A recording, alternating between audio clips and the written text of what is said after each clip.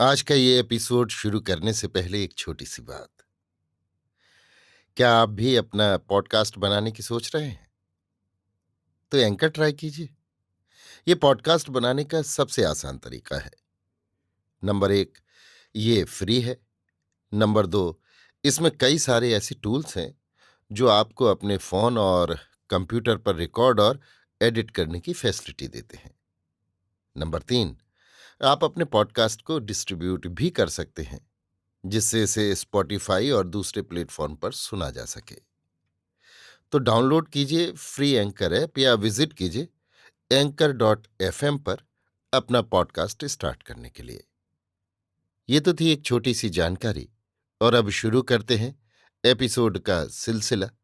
तो आज के एपिसोड में लीजिए सुनिए सूर्यकांत त्रिपाठी निराला के लिखे उपन्यास अलका का भाग 18 मेरी यानी समीर गोस्वामी की आवाज में। वर्षा के घुंघराले काले काले दिगंत तक फैले हुए बाल धीमी धीमी हवा में लहरा रहे हैं। उसने सारे संसार को सुख के आलिंगन में बांध लिया है। प्रसन्न मुख जड़ और चेतन प्रतिक्षण प्रणय के सुख में तन्मय है। पक्षियों के सहस्त्रों स्वरभंग निस्तरंग शून्य सागर को शुद्ध कर कर उसी में तरंगाकार लीन हो रहे हैं। गुच्छों में खुली अधखुली किरणों की कलियों सी युवती तरुणी बालिकाएं जगह जगह हिंडोरों पर झूलती हुई इसी प्रकार जनता के समुद्र को सुहावने सावन मल्लार कजली और बारहमासियों से समुद्वेल कर रही हैं। सुप्ति के स्वप्न में भारत जगने का दुख भूल गया है। दिन की इस रात में केवल प्रभाकर जग रहा है। उसी ने इस रूप की मरीचिका को आत्मसमर्पण नहीं किया। अपने कमरे में फ्रांस के विप्लव पर लिखी हुई एक पुस्तक चुपचाप बैठा हुआ पढ़ रहा है। संसार की जनसत्ता के विचार विवर्तनों पर दूर परिणाम तक बहता हुआ चला जाता है। इसी समय एक वाहक के हाथ एक पत्र मिला। वाहक की चपरास देखकर प्रभाकर समझ गया पत्र अदालत के किसी हाकिम द्वारा भेजा हुआ है। वाहक अपनी किताब में दस्तखत करा, छाता लगाकर दूसरे पत्र जल्द जल्द पहुंचाने के उद्देश्य से चला गया। प्रभाकर ने चिट्ठी खोलकर देखी। सह डिप्टी कमिश्नर ज्ञान प्रकाश जी ने बुलाया है। घड़ी देखी, 4:30 का समय। आज ही 5 बजे मिलने के लिए बंगले पर बुलाया है। कुछ जलपान कर अपने साधारण पहनावे में प्रभाकर डिप्टी कमिश्नर साहब के बंगले के लिए रवाना हो गया। पहुंचकर देखा, एक तरफ कुछ आदमी बेंचों पर बैठे हुए बातचीत कर रहे हैं। सामने काफी बड़ा कटी हुई हरी घास का मैदान, नौकर टेनिस खेलने वाला नेट लगा रहे हैं। प्रभाकर को पहले तो कुछ संकोच हुआ, पर मन को अंग्रेजी सभ्यता से रंगकर धीरे धीरे खिलाड़ियों में शरीक होने के लिए उसी तरफ बढ़ा।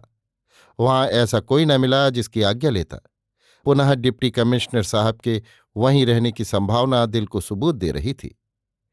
जब प्रभाकर वहां पहुंचा तब वहां के लोगों की खास बातचीत का तार न टूटा था। 2 युवतियां और 3 युवक बेंचों पर बैठे थे।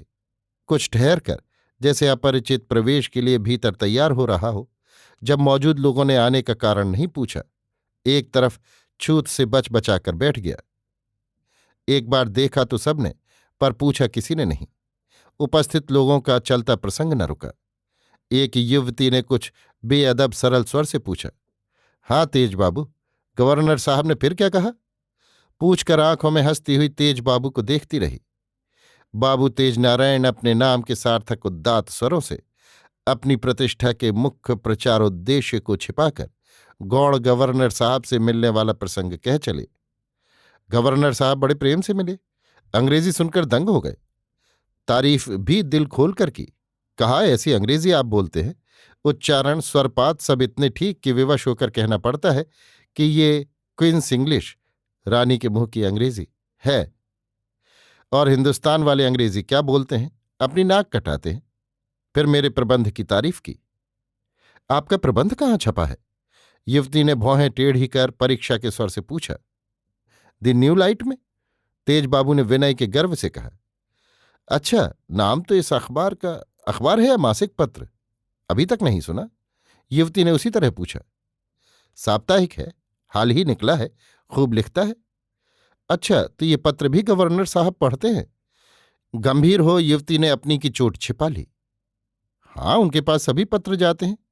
स्वर में तेज बाबू अप्रतिभ हो रहे थे। हाँ फिर?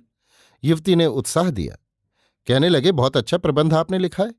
आप जैसा धर्म चाहते हैं, आपको चाहिए कि देशी नरेशों में, खासकर राजपूताने में, आप इसका प्रचार करें। इससे उनको एक नई रोशनी मिलेगी, वे आधुनिक बन सकेंगे। फिर शिकार की बातचीत हुई। मुझे साथ ही लिए जा रहे थे। मैंने कहा, मैं अपनी बंदूक घर छोड़ आया हूं, मेरा हाथ उसी में अच्छा सधा है। बंदूकों में मक्खियां तरह तरह की होती हैं, इसलिए नई बंदूक से पहले पहल निशाना ठीक नहीं लगता। सुनकर गवर्नर साहब हंसने लगे, समझ गए कि इन्हें इधर भी काफी दखल है। युवती कुछ सोचकर मुस्कुराई। हंसी को पीकर तेज बाबू पर बाढ़ रखती हुई अपनी संगिनी से बोली, तेज बाबू हैरों के पढ़े हुए हैं, बराबर लॉर्ड घराने के लड़के इन्हें न्योते देते रहे और ये 2,000 खर्च वाले न्योते का जवाब 5,000 खर्च से देते गए। सब आपकी कृपा है, बड़े नम्र भाव से तेज बाबू ने उत्तर दिया। कहते हैं वहां के बड़े बड़े लोग भी आपको नहीं लुभा सके। कोई बड़ी बात नहीं थी, सिर्फ धर्म वाला चोला जरा बदल देना था, बस। लाड खानदान की एक मिस इनसे शादी करने को एक पैर से तैयार थी। चपला कौंध कर भाव की गहनता में छिप गई। निकलकर फिर पूछा, आपने तो कुछ नाम भी बतलाया था। नहीं, अब उनकी शादी हो चुकी है, नाम बतलाना जरा सभ्यता के। तेज बाबू गिड़गिड़ाए, हाँ हाँ, खिलाफ होगा। अपनी संगनी की तरफ फिरकर युवती बोली, ये कोई मामूली त्याग नहीं। मैं समझती हूं वो स्त्री बड़ी भाग्यवती है, आप जैसे सच्चरित्र नई रोशनी के तिलक विवाह के लिए जिसे पसंद करेंगे। तेजबाबू तरुणी को प्राप्त करने की प्यासी दृष्टि से देखते रहे। बार बार आकर इंगित द्वारा उसे समझा चुके हैं कि विवाह के योग्य वो उसे ही इस संसार में समझते हैं, और उनके ये इशारे युवती समझ भी चुकी है। तेजबाबू जज के लड़के हैं। एकाएक उठकर खड़े हो गए, कहा, सीधे यहीं चला आया, आज्ञा दीजिए टेनिस सूट बदल आऊं। कमिश्नर साहब भी निकलते होंगे। सुना है गिरगिट दिन भर में बहुत से रंग बदलता है, आप तो आदमी हैं, एक रोज कोट उतारकर कमीज पहने हुए खेल लीजिए, हम लोग खिजा को बाहर समझ लेंगे। आपकी जैसी आज्ञा, पर टेनिस वाले जूते नहीं, बिना जूते के।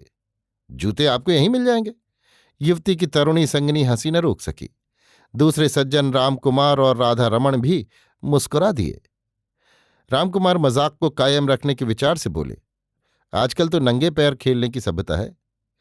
तेज बाबू ने मस्तिष्क में विशेष जोर दिया, पर उन्हें याद न आया यूरोप में लोगों को नंगे पैर खेलते हुए कहाँ देखा है। पर युवती के सामने इतना यूरोप भ्रमण करके भी मामूली सी बात में अज्ञ बन जाना अपमानजनक है। सोचकर बोले, अभी ये प्रथा महिलाओं में ही कहीं कहीं प्रचलित हुई है, पर आप महिलाओं के पथ प्रदर्शक जो हैं, उस रोज आपने कहा था। युवती बोली, कहीं आपने व्याख्यान में कहा है महिलाओं को मुक्त नभ के निस्सीम प्रांगण में रहना चाहिए। क्या आपका ये उद्देश्य है कि वे बेचारी कभी अपने घोंसले में लौटे ही नहीं, मुक्त नभ के निस्सीम प्रांगण में उड़ती ही रहें? तेज बाबू लज्जित हो गए। कहा, नहीं नहीं, मेरा ये मतलब नहीं, मैं केवल महिलाओं की मुक्ति चाहता हूं, और आजकल उन पर जो हृदयहीन अत्याचार हो रहे हैं उनसे बचाने के लिए जगह जगह महिला मंदिरों की स्थापना की जाए, कहा था। हाँ हाँ, मैं समझी। युवती गंभीर होकर बोली, गौशालाओं के तौर पर आप महिला मंदिर खुलवाना चाहते हैं, परंतु वहां की आमदनी की तरह मुमकिन यहां की रकम भी महिलाओं की सेवा से पहले माहिलों के खर्च में सर्फ हो। डिप्टी कमिश्नर साहब आ गए। अलका, तेजबाबू से बातें हो रही हैं, कहकर मन ही मन मुस्कुराते हुए दूसरी तरफ मुड़े। बैठे लोग खड़े हो गए। मुखातिब होते हुए देखकर प्रभाकर बढ़ा। अलका बैठी हुई प्रभाकर को एकटक देखती रही। कुछ खेल लें, फिर आपसे बातें करें। प्रभाकर कुछ न बोला, आत्मसम्मान के साथ सिर झुकाए हुए खड़ा रहा। डिप्टी साहब ने पूछा, आप तो टेनिस खेलते होंगे? पहले खेलता था, अब बहुत दिनों से छूट गया है खेलना, आप लोग खेलिए। प्रभाकर ने आत्मसम्मान से भरी भारी विनय से कहा। तेज बाबू इस नए युवक का खेल देखने के लिए उत्सुक हो उठे। उस मंडली में सबसे अच्छा वही खेलते थे। उन्हें स्वभाववत इच्छा हुई, इस युवक के विपक्ष में खेलकर इसे हराऊंगा तो अलका खुश होगी। अलका को वे मन से सर्वस्व अर्पण कर चुके हैं, बदले में उसका सर्वस्व चाहते हैं। अभी अविवाहित हैं। अलका की उनके साथ शादी होने में कमिश्नर साहब की भीतर भीतर इच्छा है, क्योंकि अलका सुखी रहेगी। अब अलका को वो रोज अपने यहां बुलाते हैं और कन्या के समान ही स्नेह करते हैं। तेजनारायण को कमिश्नर साहब के इस भाव का मौन अंतःप्रेरणा द्वारा पता है। तेज बाबू के बुलाने पर कमिश्नर साहब ने भी जोर दिया। प्रभाकर ने बहुत कहा कि बहुत दिनों से खेलने की आदत नहीं, कुछ बनना पड़ेगा। पर हराने की गरज से हाथ पकड़कर तेज बाबू बड़े आग्रह से खींचते हुए कहने लगे, चलिए सिर्फ 2 गेम खेल लीजिए। लाचार हुए प्रभाकर अपने साधारण जूते उतारकर खेलने के लिए चला और लोगों ने टेनिस खेलने वाले जूते पहनकर रैकेट ले लिए। एक तरफ कमिश्नर साहब और तेज बाबू हुए और दूसरी तरफ बाबू राम कुमार और प्रभाकर। खेल होने लगा। प्रभाकर बड़ा तेज खिलाड़ी निकला।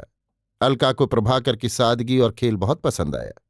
उसकी खिंची चितवन में प्रभाकर की प्रशंसा के शब्द लिखे थे। तेज बाबू ने बड़े कायदे दिखलाए, पर हारते ही रहे। ज्ञान प्रकाश जी को प्रभाकर से जरूरी काम था, पोशीदा बातचीत करनी थी, इसलिए कुछ देर बाद खेल समाप्त कर दिया। तेज बाबू झेप रहे थे, हार से बातचीत का तार कट चुका था, इसलिए युवती से उस रोज खेल की विशेषताएं बतलाने से रहे तो अपनी मोटर पर केवल एक अप्रतिभ विदा ग्रहण कर चल दिए। कमिश्नर साहब ने कहा, हम जरा आपसे बातचीत करने के लिए बाहर जाते हैं, तब तक तुम लोग यहीं रहो। इच्छा हो तो अपनी माँ के पास चली जाना, लौटकर तुम्हें भेजवा देंगे। अलका को ज्ञान प्रकाश जी ने स्नेह शंकर जी से कन्या रूप मांगा था। वो निसंतान है। अलका के लिए उनके और उनकी पत्नी के हृदय में वात्सल्य रस संचारित हो आया है। देखकर स्नेह शंकर ने कहा था, अलका को वो अपनी ही कन्या समझे। जब तक उसकी पढ़ाई पूरी नहीं होती तब तक स्नेह शंकर जी का उस पर उत्तरदायित्व है। इसी स्नेह से ज्ञान प्रकाश जी रोज एक बार अलका को मोटर भेजकर बुला लिया करते हैं। पहले वो कभी कभी आती थी, अब स्नेह शंकर जी ने स्वेच्छापूर्वक आने जाने में उसे स्वतंत्र कर दिया है। आप जाइए, मैं शांति को छोड़ आने के लिए जाती हूं। यहीं तो घर है, जब तक आप लौटेंगे लौट आऊंगी। अलका शांति के साथ चल दी। रोज आने के कारण कमिश्नर साहब को अपने मित्र से प्रभाकर के संबंध में बातचीत करते हुए उसने सुना था। प्रसंग मालूम करने का मन में कौतुक भरकर चली गई। अभी आप सुन रहे थे सूर्यकांत त्रिपाठी निराला के लिखे उपन्यास अलका का भाग 18, मेरी यानी समीर गोस्वामी की आवाज में।